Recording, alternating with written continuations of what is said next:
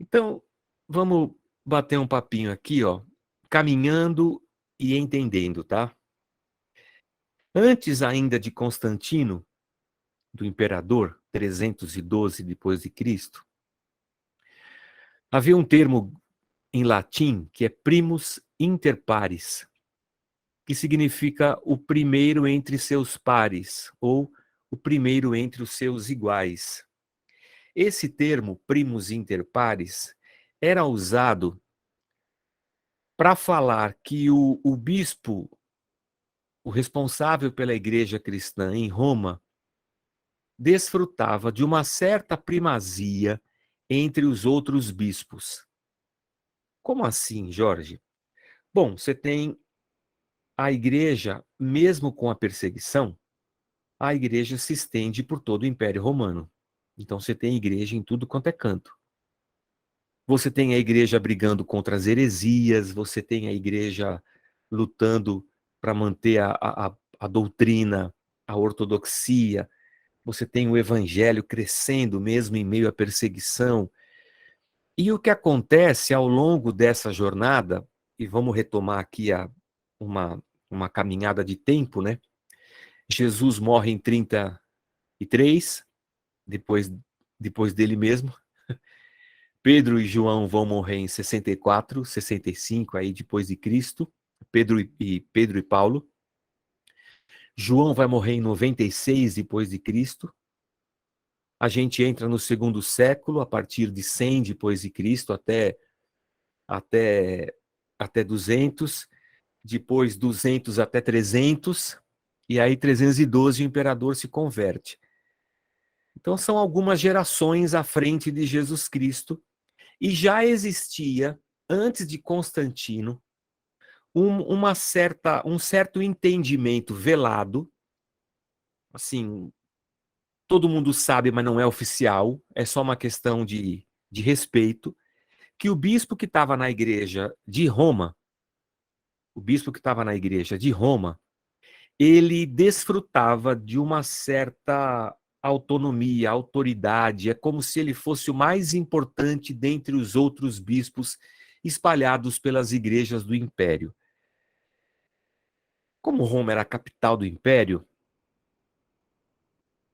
e tanto Paulo quanto Pedro foram martirizados em Roma, e ambos tiveram contato com a igreja cristã em Roma, então Roma herda essa tradição, né?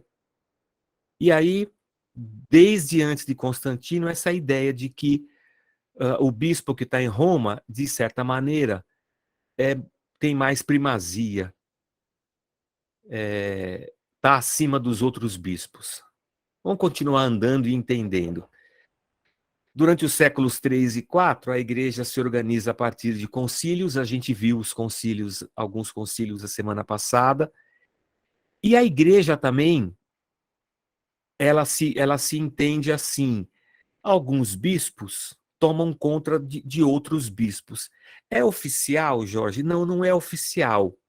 Não tem uma hierarquia ainda bem estabelecida. Mas, por exemplo, você tem um bispo em Roma, você tem um bispo em Jerusalém, você tem um bispo na Antioquia, de onde Paulo saiu das suas viagens missionárias. Essas igrejas, por tradição, elas são maiores, né? São consideradas mais importantes. Então, o bispo que está nessas igrejas, de certa forma, ele é visto com mais respeito, por exemplo, pelo bispo que está na vila em Ocuné. O bispo da vila em Ocuné fala assim, mano, eu sou pequenininho perto desses caras, esses caras foram discípulos de Pedro, de Paulo, de João.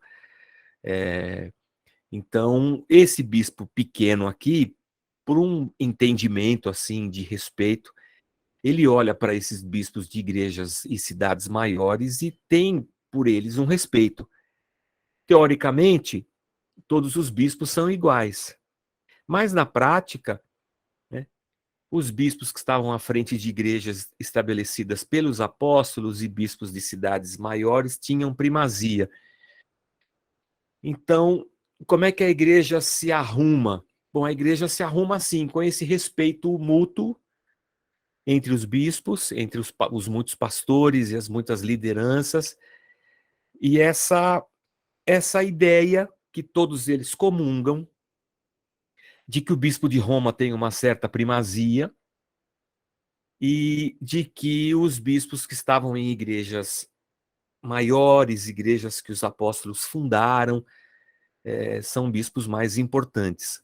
E assim a igreja vai se estruturando ao longo da sua caminhada. É uma igreja só, é uma igreja cristã, é uma igreja que se entende católica, porque o termo católica significa universal, então é uma igreja só, espalhada por todo o mundo. Ela se entende católica e ela se entende ortodoxa. A ortodoxia é a doutrina certa, né? A doutrina correta. Então, essa igreja está se organizando na sua estrutura e essa igreja está lutando para manter a doutrina. Então, em cima do texto bíblico, para combater as heresias e tudo que aparece no meio da igreja, essa igreja ortodoxa está lutando para manter isso. Vamos dar mais um passo aqui. Como é que a gente vai organizar essa igreja, então? O que a igreja faz? A igreja olha para o Império Romano. Então, a organização da igreja é a igreja copiando o império. Então, no Império Romano, uma metrópole, uma grande cidade, tem um grande bispo. Uma província, que é uma cidade um pouco menor do que a metrópole, tem um bispo um pouco menor. E as cidades no interior? As cidades no interior têm pastores ou têm padres. Padre é pai, né? No latim. Era um termo que eles usavam. Então, assim também era a organização política do império. Nas metrópoles estavam as autoridades maiores, nas províncias, autoridades menores, e nas cidades interioranas, autoridades menores ainda. Então, se a gente pensar no nosso país, por exemplo, você tem no Brasil como um todo o presidente, você tem nos estados os governadores e você tem nos municípios os prefeitos. E o governador está acima dos prefeitos e o presidente está acima dos governadores.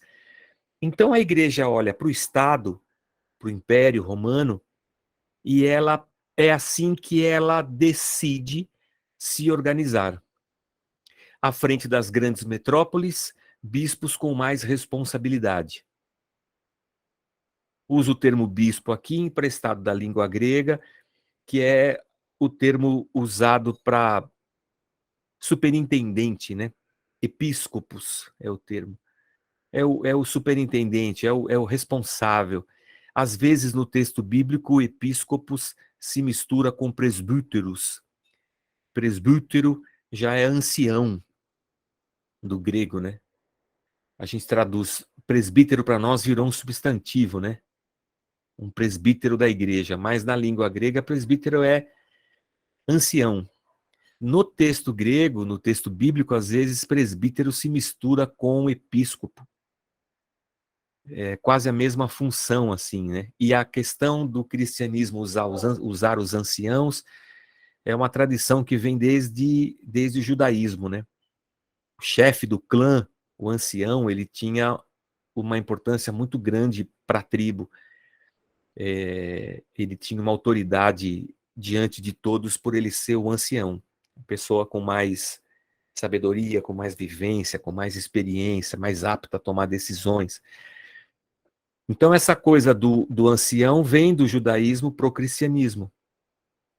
E aí você tem, dentro da estrutura dessa igreja iniciando, você tem a figura dos anciãos, dos presbíteros, você tem a figura do corpo diaconal, que vem desde lá de Atos 6, quando eles são instituídos, e você tem a figura do pastor ou de um bispo, que está à frente das igrejas.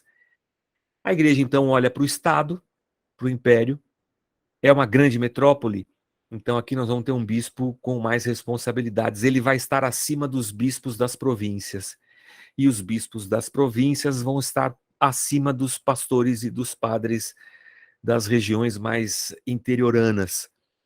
é assim que a igreja vai se organizando, tá bom? Vamos dar mais um passo. Se a gente lembrar aqui que o primeiro concílio geral, assim, geral, foi convocado por Constantino, a gente viu isso semana passada, e depois de Constantino, o imperador Dámaso torna o cristianismo a religião oficial do império. Nos dias de Constantino, em Nicéia, nos dias de Dámaso, ser romano e ser cristão eram a mesma coisa. Porque quando a religião cristã se transforma na religião oficial do império, significa que todo mundo no império tem que ser cristão. É assim que funciona. Então, nessa época, você falava, você é o quê? Você é romano, então você é cristão. Você é cristão, então você é romano. É assim que funcionava. E nesse primeiro concílio, a gente viu ele a semana passada na questão, no que diz respeito à teologia, né? As discussões teológicas.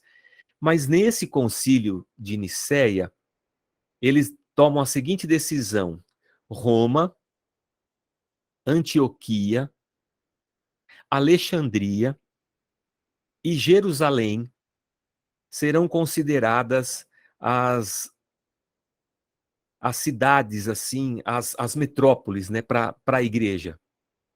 Então o concílio decide isso. Roma, porque é a capital do império, ainda é a capital do império. Antioquia, pela sua história. Jerusalém tem uma primazia honorária, assim, por ser Jerusalém. E Alexandria, porque Alexandria é uma cidade muito importante dentro do Império Romano.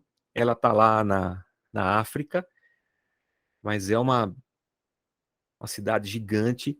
Então, o concílio decide isso, que eles vão ter sedes, a sede mundial, hein? O cristianismo decide que Roma, Antioquia, Alexandria e Jerusalém serão as sedes desse cristianismo que está crescendo, e agora com a conversão de Constantino,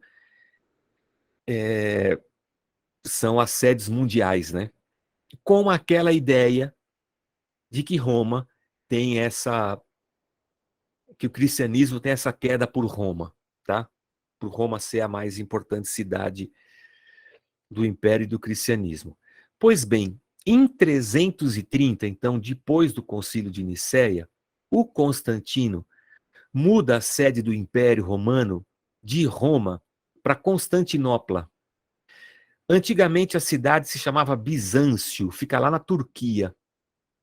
Ele vai para lá, muda o nome da cidade de Bizâncio para Constantinopla, que é a polis de Constantino, né? Constantinopla.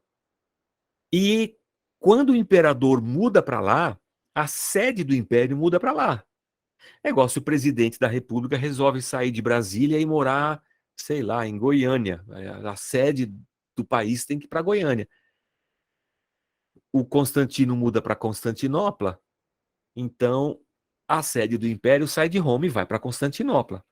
Então, nesse momento, você tem em Roma aqui, ó, tem uma seta para baixo. Roma perde um pouco de influência. E Constantinopla tem uma seta para cima. Constantinopla ganha influência. O que acontece é que, como está o imperador lá, e Constantinopla vira um centro, uma metrópole dentro do império, o bispo de Constantinopla agora também começa a ser visto como uma liderança espiritual, tal e qual o bispo de Roma, o bispo de Antioquia, de Alexandria e de Jerusalém. Agora a gente soma isso Constantinopla, então a gente tem 5 sedes mundiais do cristianismo em 330 depois de Cristo. Eu não acho que isso está perto de Jesus ainda, né? Está perto dos apóstolos. É bem o começo da igreja ainda. Mas a igreja já se entende assim que essas cidades são sede, são base, e a partir dessas cidades a teologia vai ser pensada, vai ser discutida, vai ser formatada, são centros do saber ortodoxo, né?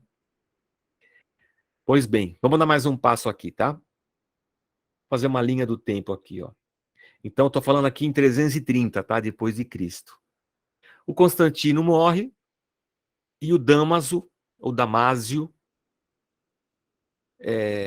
assume como imperador.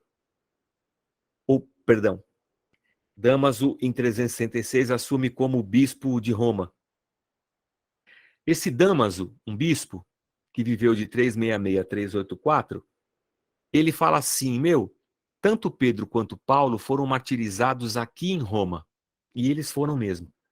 Pedro e Paulo foram martirizados em Roma em 64.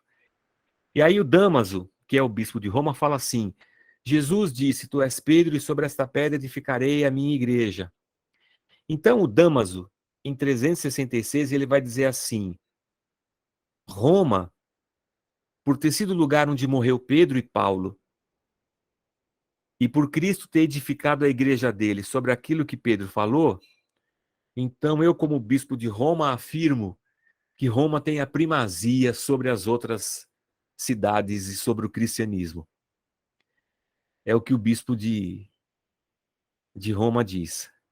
Ele vai dizer assim, Roma é a sede da religião cristã. Aí o que acontece entre 381 e 384 é que esse bispo aí, o Damaso, encomenda de um pai da igreja, o Jerônimo, que ele traduzisse a Bíblia para o latim. E o Jerônimo, então, com essa incumbência, ele vai para Jerusalém aprender latim, aprender hebraico. E ele fica mais de 10 anos para aprender o hebraico e para traduzir todo o Antigo Testamento para o latim, e depois ele vai para o grego e traduz do grego para o latim. Por que isso, Jorge? Porque, se a gente parar um pouquinho aqui, o que acontece? Apesar do império ser o romano, a língua falada no império era o grego. Porque antes de Roma, o outro grande império que dominou o mundo foi o Império Grego. E a língua do Império Grego, ela, mesmo com a Grécia caindo e Roma dominando, a língua grega permanece. Quando Jesus vem, quando Jesus chega, quando a igreja começa, você tem um mundo todo globalizado na época, né? Você tinha estradas que foram construídas por Roma. Você era capaz de sair de Jerusalém, lá no Oriente, e ir até Roma pelas estradas romanas. Você podia sair de qualquer lugar do Império e caminhar para qualquer lugar do Império, porque o Império Romano era um império pacificado, era a Pax Romana, e as tropas romanas construíam pontes e estradas com uma tecnologia assim incrível. E some-se a isso o fato de que a língua era a mesma. Então você saía de Jerusalém e ia até Roma e você falava grego por todo o Império Romano. Isso foi um facilitador para a igreja. Facilitador para a igreja. Porque as pessoas que eram perseguidas em Jerusalém e elas eram expulsas, elas iam andando, caminhando pelo Império, falando a mesma língua que todo mundo e anunciando o Evangelho de Cristo. Com o tempo, principalmente dentro de Roma, essa influência da língua grega vai caindo. E o latim, que era a língua original de Roma, vai aumentando lá dentro de Roma, especificamente Roma, não de todo o Império, de Roma só. Só que você não tem uma Bíblia em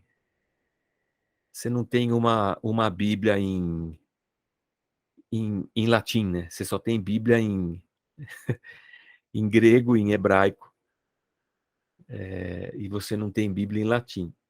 Então, o que acontece é que o Damaso, o bispo, pede para o Jerônimo, e o Jerônimo traduz, e ele traduz e a Bíblia fica conhecida como Vulgata. Vulgata no latim é comum. Então, Roma agora tinha uma Bíblia comum, que qualquer cidadão de Roma poderia ler na sua língua original, que era o latim.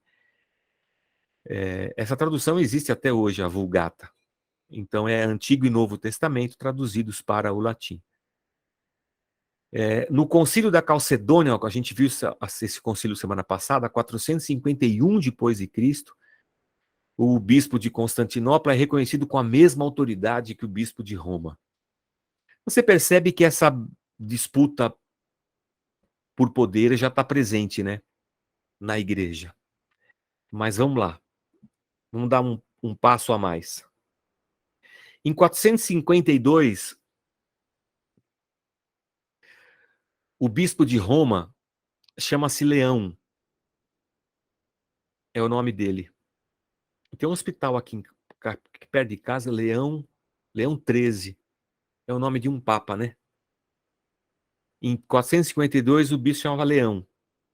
E o Átila, rei dos Hunos, está vindo sobre Roma para invadir.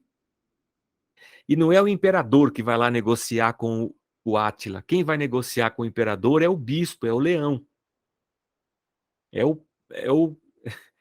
É a maior autoridade cristã da cidade. É ele que vai negociar com o Átila, rei dos Hunos. Depois, 3 anos depois, o mesmo Leão vai negociar com o Genserico, que é rei dos Vândalos, para que a cidade de Roma, dessa vez, não todo o império, mas a cidade não fosse destruída.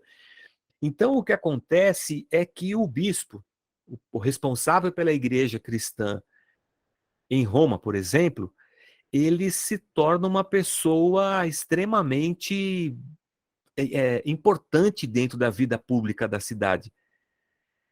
Tão importante que é ele que senta na frente dos invasores e vai negociar com os caras. Pô, não destrói, não queima. E aí, uma coisa interessante acontece. O imperador, os imperadores romanos, Nero, Cláudio, Calígula, os imperadores romanos, eles eram conhecidos como Pontífice Máximo, Pontifex Maximus, que era a sumidade, né, do império. E esse título, que era usado para o imperador, agora começa a ser usado para designar o bispo de Roma, ou o papa de Roma, o padre de Roma, o pai de Roma, porque esse líder cristão se torna o principal líder, não só religioso, mas também político da cidade. Então, já em 455 depois de Cristo, o bispo de Roma é conhecido como o Pontífice Máximo, a máxima autoridade. E o cristianismo ainda está começando, né? 455, a gente está em 2022 depois de Cristo, aqui estava em 455, a coisa ainda está começando. Mas é muito interessante essa jornada do bispo lá em Roma e como ele cresce. Agora, para a gente refletir, tá? Pensando nessa estrutura, deixa eu voltar no slide aqui, ó. Pensando nessa estrutura aqui, ó, em que igreja e Estado agora são a mesma coisa, porque de um lado você tem o bispo na cidade, e do outro lado você tem o responsável político na cidade. O Império Romano já está mais fragmentado, você já não tem um imperador assim geral e que manda em tudo. Quem manda em tudo é o cristianismo. Você tem reis, você tem líderes tribais em reinos estabelecidos, mas quem dá autoridade para o rei é a religião, é a fé. E quem dá estabilidade para a fé é o rei, é a política. Então, fé e política, religião e poder se misturam. O rei vai dizer assim: essa é a religião certa e todos nós seremos cristãos. E o cristianismo vai dizer: foi Deus quem colocou o rei para a nossa bênção. Então, a fé alimenta o poder do rei e o rei alimenta o poder da fé e da religião.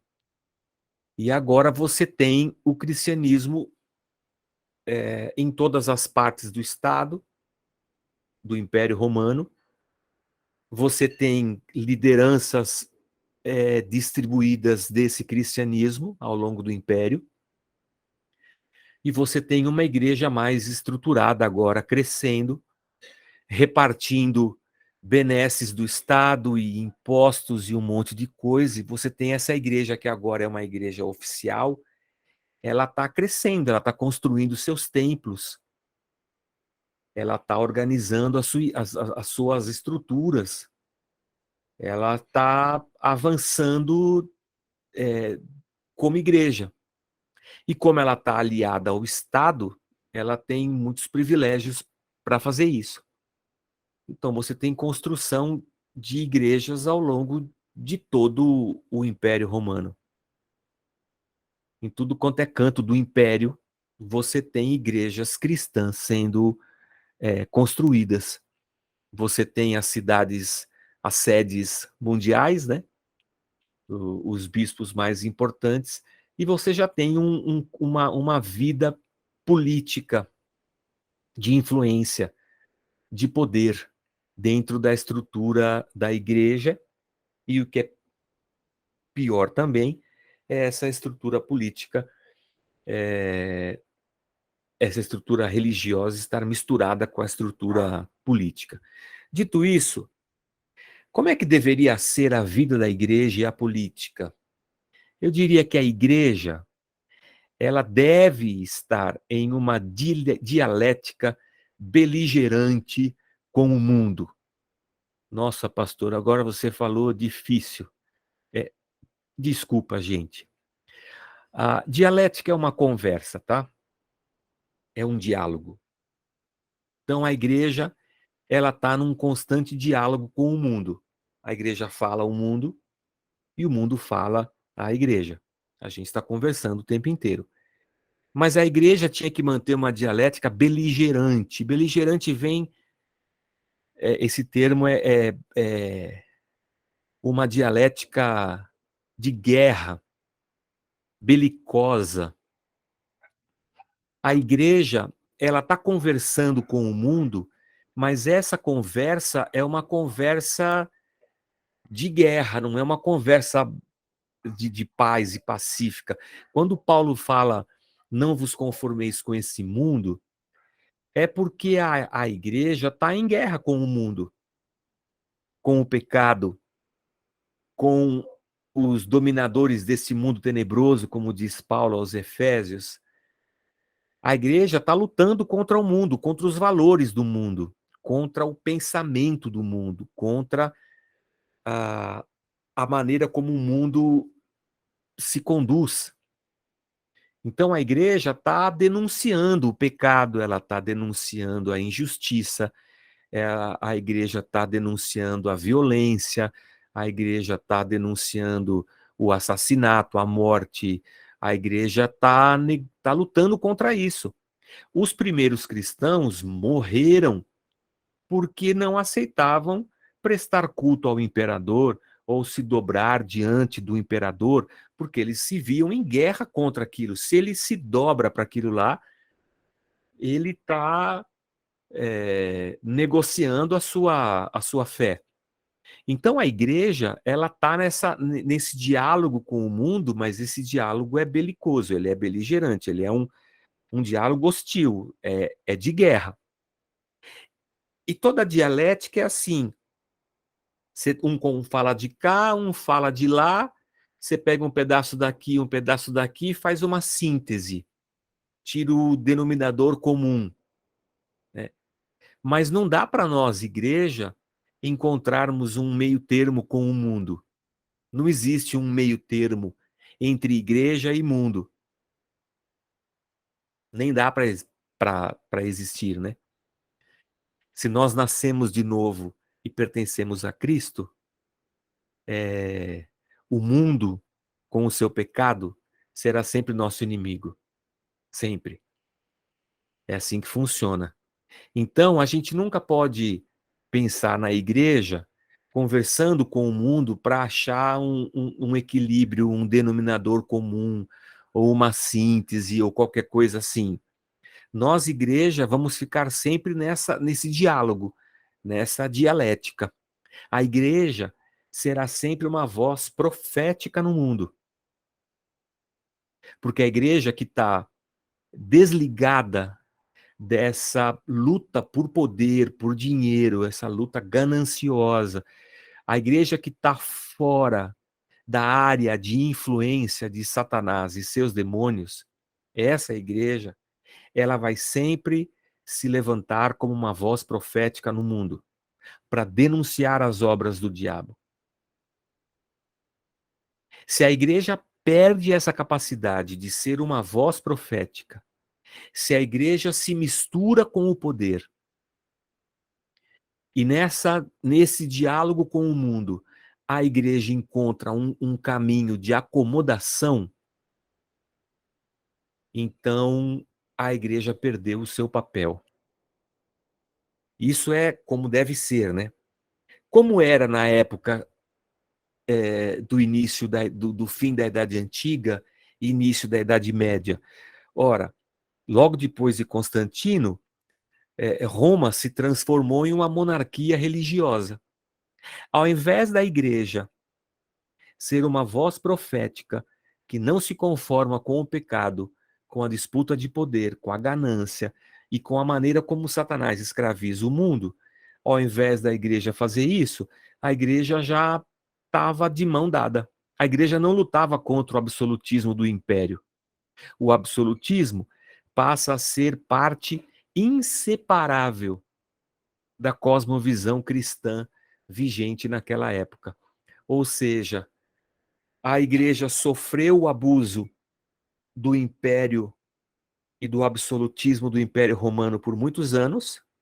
De repente o imperador se converte e a igreja se une ao imperador e agora é a igreja que impõe ao mundo o seu império de absolutismo. Então, ao invés da igreja ser uma voz profética contra, a igreja é, na verdade, um veículo para todo tipo de opressão, porque ela está aliada ao Estado. E ela quer agora enfiar a goela abaixo de todo mundo os seus conceitos e valores. Porque o império agora se transforma num império cristão. Então todo mundo tem que ser cristão. Se não é cristão, vai morrer, vai ser perseguido, ou qualquer coisa assim. E valores cristãos devem ser impostos para a sociedade.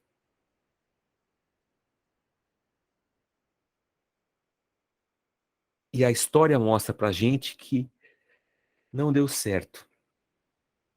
O que acontece é que a gente entra na Idade Média com essa simbiose aí, com essa sinergia entre religião e Estado. E isso se transforma numa força opressora que só vale o que a igreja diz.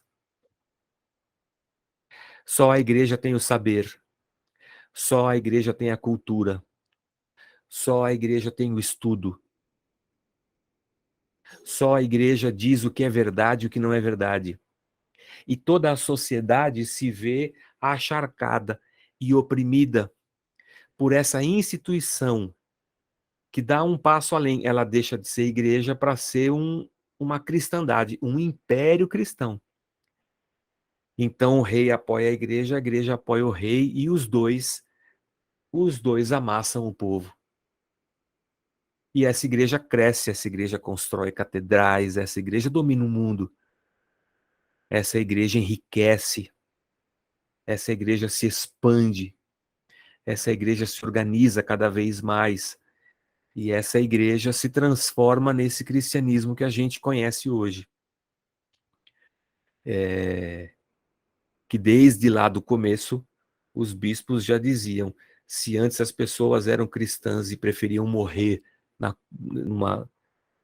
numa arena romana, agora a igreja é um monte de gente mais ou menos convertido, que nem sabe bem se converteu ou não, e está aqui só para desfrutar dos privilégios do Estado. Então, quando a gente entra na Idade Média, a gente pensa igreja, não que a gente tenha perdido, que a igreja tenha perdido completamente o seu viés religioso, piedoso e da presença de Deus. Mas a gente entra na Idade Média com a igreja sendo uma potência mundial de opressão, de perseguição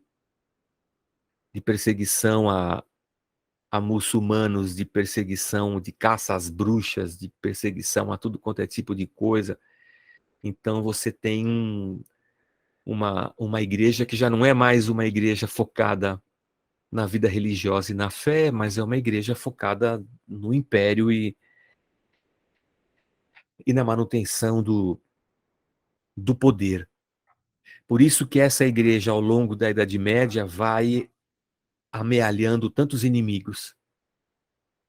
Por isso que a fé cristã vai sendo cada vez mais odiada em todo o mundo ocidental, porque essa igreja opressora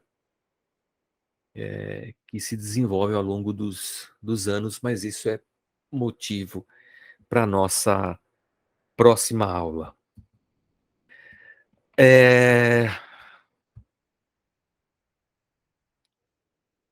É isso. Gente, o que ficou aí do lado daí? Do lado daí? Do lado de cá eu falei isso, o que ficou do lado daí?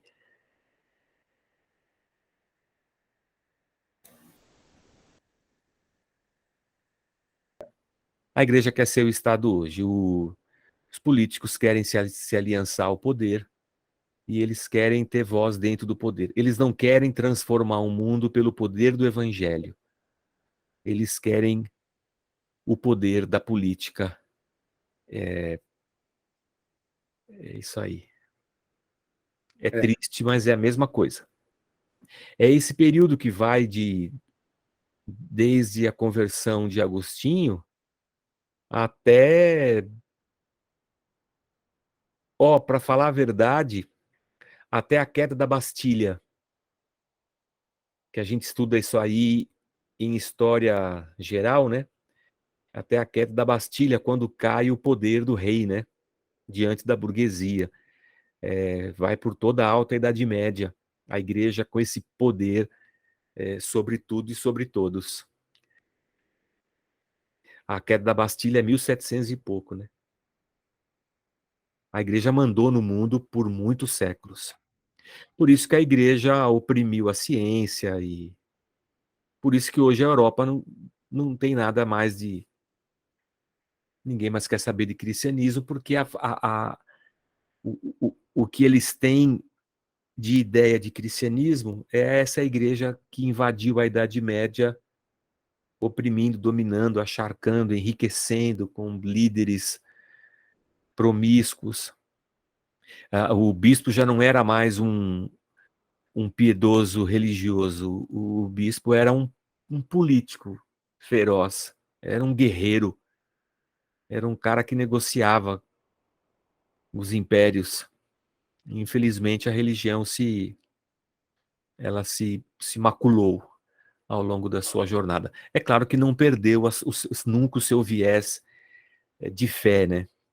A gente tem os heróis da resistência ao longo de toda a história da igreja, de gente piedosa, da igreja fazendo as suas obras, mas essa coisa da teocracia zoou tudo.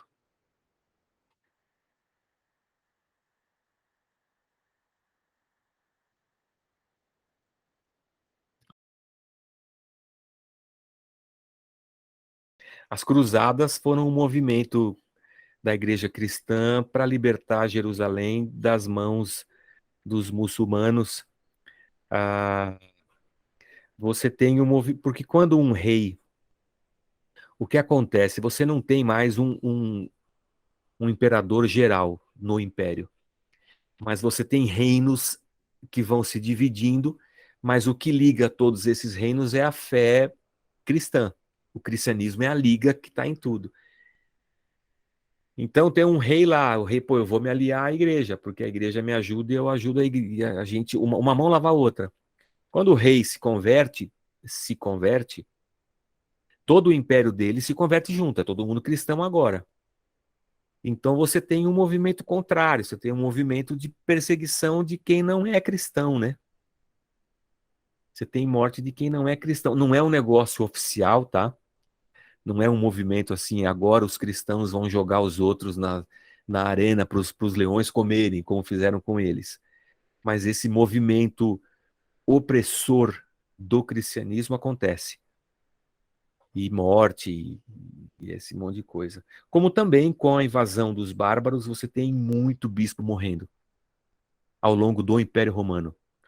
Muito bispo sério, assim, muito homem de Deus piedoso se lascando e sendo queimado vivo. Então você tem um mundo que era muito diferente do mundo de hoje também, né? Hoje a gente fala de um mundo civilizado, né? Naquela época, mano, todo mundo com uma espada, uma lança e corta a cabeça, né? Então você tem também essa situação que o cristianismo ele está crescendo dentro de um. Não tem ONU, as Nações Unidas, você não tem pactos entre os estados, você tem um mundo maluco, né? E o cristianismo está crescendo dentro desse ambiente aí, e por vezes também se torna hostil às outras fés, o que é triste, né? O pastor, essa igreja aí que você falou é a igreja católica, né? Não, não, essa igreja aí somos nós, igreja cristã. Nós, porque nesse tempo só tem uma igreja, só tem a nossa. Não tem os católicos e nós, só tem nós. Então, quem fez todas essas coisas aí fomos nós, nozinhos, nós mesmos.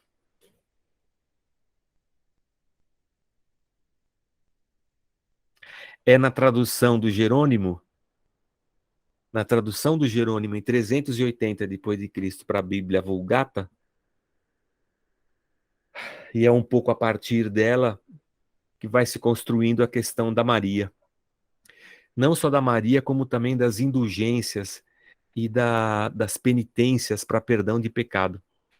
Por causa de uma tradução que ele faz do grego para o latim, onde ele faz uma opção lá para traduzir a palavra perdão por penitência. Então, como a Bíblia em latim vai sendo difundida mais e mais por essa igreja mais centralizada em Roma, você tem essa ideia do perdão, que para ser perdoado você precisa de uma penitência, né? de um sofrimento, você tem que pagar alguma coisa. Então isso vai assombrar a igreja ao longo dos séculos. E o Jerônimo também, quando traduz para o latim a visita do anjo para Maria lá em Lucas, na tradução, na forma como ele traduz para o latim, o trabalho dele é espetacular, assim, um cara aprender hebraico para traduzir a Bíblia inteira sozinho, é um trabalho de louco, só Deus para ajudar, né? Mas lá em Lucas, quando o anjo visita Maria, o entendimento que se tem a partir do que ele escreve é que Maria já era uma mulher cheia de graça. Não é que Deus deu graça a ela para que ela fosse a mãe, de Jesus Cristo. É como se a graça tivesse pré-existente em Maria. A maneira como ele traduz lá, né, para o latim. E aí vai se divulgando essa ideia de Maria cheia de graça, né? Não agraciada por Deus, mas cheia de graça. Por isso que a gente fala, Ave Maria, cheia de graça, o Senhor é convosco, bendita sois vós entre as mulheres, bendito é o fruto do vosso ventre, Jesus. Santa Maria, Mãe de Deus, rogai por nós, pecadores, agora e na hora da nossa morte. Amém. E dessa oração é a anunciação do anjo lá em Lucas. Mas é a partir dali que essa coisa começa. Essa, esse,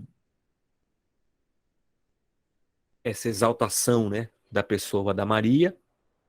A questão dos santos já estão rolando, a questão da veneração e da celebração do aniversário dos mártires já está acontecendo. Então, a gente percebe que lá no início a igreja já se contamina com o poder, a igreja já vai vendo muitas heresias, apesar de uma luta gigantesca de muitos pais da igreja contra muitas heresias e vencendo muitas coisas, outras tantas passam e a igreja vai sofrendo com isso. E o Damaso, o bispo de Roma, é a partir dele também que uma ideia vai crescendo assim, né?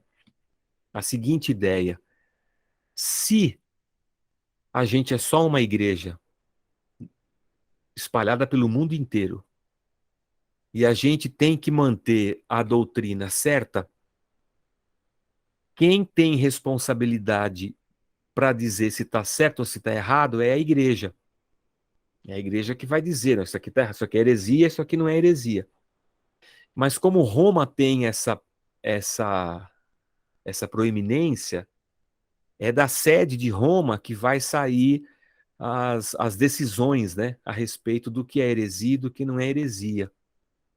E isso, ao longo dos séculos, acaba se transformando numa coisa que a gente vai chamar de o magistério da igreja. E isso tem até hoje na Igreja Católica, né? Que o que a igreja ensina tem a mesma força que a Bíblia. Então, a igreja, por exemplo, o Papa solta uma encíclica papal lá. A encíclica papal do Papa é a voz da igreja. E essa voz da igreja tem tanta autoridade quanto o texto bíblico, a mesma autoridade.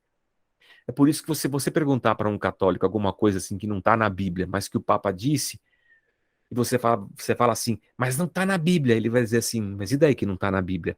A igreja tem a prerrogativa do magistério, então se a igreja ensina, tem a mesma autoridade da Bíblia. Então, para o católico é normal. Porque desde lá de trás, você tem essa ideia de que a igreja precisa manter a doutrina. Só que ao longo dos anos, é a igreja quem cria doutrinas que estão fora do texto bíblico. Mas a igreja, porque foi ela que fez, ela vai achar que está certo. É por isso que séculos depois vem a reforma e na reforma eles vão dizer só a escritura, né? Só a Bíblia. Porque os reformadores vão dizer assim, não dá para a gente ficar com tudo que a igreja diz, porque a gente tem que ficar só com a Bíblia. E é a nossa diferença hoje para os cristãos católicos. Mas isso é motivo para outra aula. Alguém falou assim, não lembro o nome, vou ver depois. Aí apagou aqui na minha tela. Mas tudo bem. Tem muita coisa que a gente mete o pau na Igreja Católica e não era eles, era nós mesmo.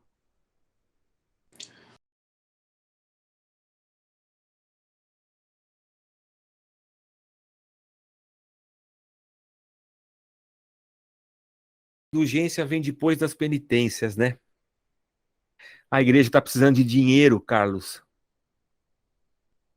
E a igreja tem esse poder de. São dois entendimentos, né? Um entendimento de que a salvação está na igreja. A salvação não é na graça por meio de Cristo, a salvação está na igreja. Então, se você fizer parte da igreja, se você for batizado e se você virar cristão católico, você vai para o céu. Então, a igreja, ao longo da Idade Média, ela pode excomungar você e mandar você para o inferno. Ou ela pode salvar você e mandar você para o céu. A salvação está na mão da igreja. Na mão da igreja também está o perdão. Quando a igreja vende a indulgência, ela te vende o perdão dos teus pecados, ela te libera dos teus pecados. Ela pode impor para você uma penitência, você tem que pagar uma penitência, ou ela pode cobrar de você um valor financeiro para te liberar o perdão. Isso na Idade Média, num tempo de trevas, de pouca cultura, de pouco saber lá atrás, isso aí é um poder que a gente não tem ideia do tamanho desse poder, porque a igreja pode mandar você para o inferno ou não, a igreja pode salvar você ou não. Então, uma igreja que já está preocupada com o poder e atrás de dinheiro, ela vai vender a indulgência, ela vai vender a penitência, ela vai vender a salvação, ela vai comercializar. Aí a celebração dos aniversários dos mártires para se transformar em idolatria e virar os santos que a gente tem hoje foi só um passo. Ao longo dos séculos também a igreja criou um negócio chamado relicário, as relíquias. Por exemplo, deixa eu ver aqui, o João Batista morreu. Ó, o João Batista morreu lá nos tempos de Jesus, né?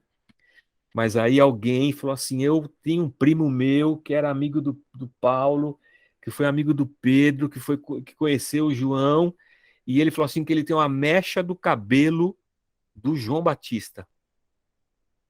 Aí aparece essa mecha. Você imagina o valor dessa mecha dentro de um cristianismo é, imperial como era. É uma relíquia cristã.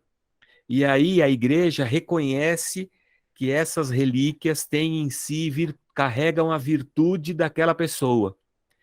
Então você tem lasca da cruz, mecha do cabelo, você tem o pedaço do cajado, e essas coisas são comercializadas dentro do império com valores assim gigantescos. E quanto mais influência tem o rei, maior é o relicário dele, que é um museu dessas patifarias assim, né?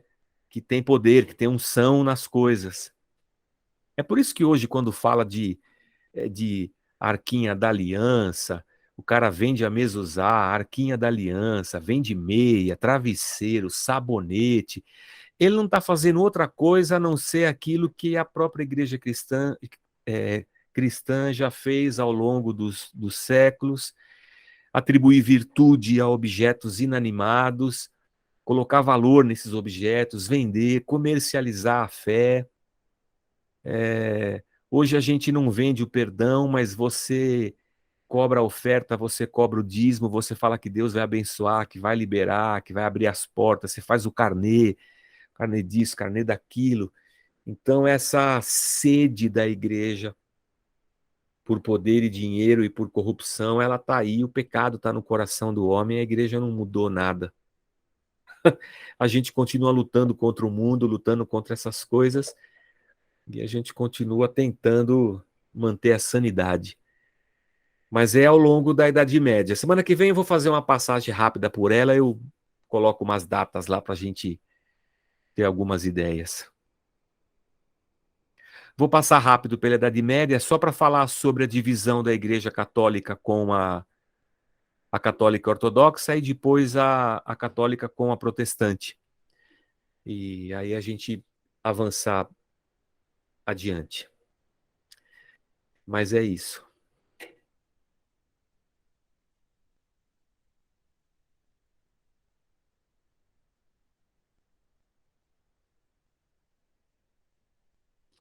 E o Carlos André não perguntou, mas o Jorge, como é que o evangelho era pregado para a pessoa crer pela fé e receber pela graça? Como é que começa assim com Pedro, Paulo, João e as igrejas, e agora o cara ele é salvo se ele entrar na igreja? Então, é que logo no começo da caminhada cristã, essa ideia de receber pela fé o evangelho da graça, isso aí foi sendo diluído, né? E tinha um cara, não sei se ele foi bispo ou se ele era só um líder, ele chamava Pelágio. O Pelágio falou assim que para você ser salvo, você tem que cumprir alguns ritos assim, você tem que ter boas obras para ser salvo. Você tem que fazer o bem, você precisa ajudar as pessoas. Isso aí lá assim, final de 200, 300 depois de Cristo, bem no comecinho. Você tinha os judaizantes que falavam que para ser salvo o cara tinha que obedecer à lei, e você tinha gente dizendo que para ser salvo você tinha que ser uma pessoa boa e fazer boa obra. E o Pelágio dizia isso. Quem briga muito contra ele é um cristão, um dos pais da igreja, chamado Agostinho. E o Agostinho falava assim: não, você não tem que fazer boa obra, meu. Deus é soberano, é Deus quem salva a gente. Deus salvou a gente pela sua graça, né? Então você tem um embate grande entre esses dois personagens, e o que acontece é que a igreja se vê tendo que tomar uma decisão, né? Se eu fico com Agostinho, que Deus salva por sua graça e soberania, ou se eu fico com o Pelágio, que Deus empurra de lá e eu puxo de cá, né? Eu também tenho que fazer a minha parte.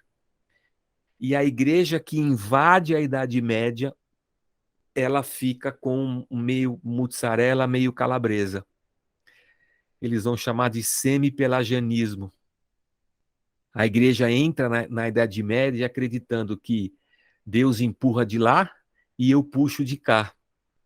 Então a ideia de salvação, ela deixa de ser obra da soberania de Deus e ela passa a ser também uma obra que o homem participa com as suas boas ações. Então a igreja vai avançando ao longo dos anos e você tem que ter as suas boas ações, você tem que comprar a indulgência, você precisa pagar as penitências, você tem que fazer parte da Santa Igreja, e a estrutura está montada para dar errado.